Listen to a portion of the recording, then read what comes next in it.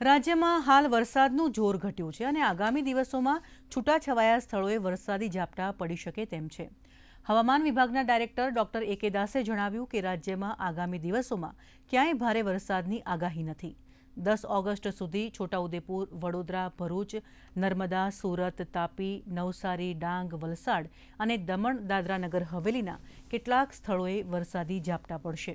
જ્યારે અરવલ્લી, ગાંધીનગર, અમદાવાદ, ખેડા, આણંદ, મોરબી, સુરેન્દ્રનગર, દેવભૂમિ દ્વારકા, જામનગર, રાજકોટ, બોટાદ, પોરબંદર, જૂનાગઢ, અમરેલી, ભાવનગર, ગીર સોમનાથ તેમજ દીવના છૂટાછવાયા સ્થળોએ હળવોથી મધ્યમ વરસાદની આગાહી છે. अगले 3 दिन के लिए 5, 6, 7 इक्का दुक्का स्थानों से लेकर कई स्थानों में हल्का से मध्यम बरसात का संभावना रहेगा गुजरात रीजन में।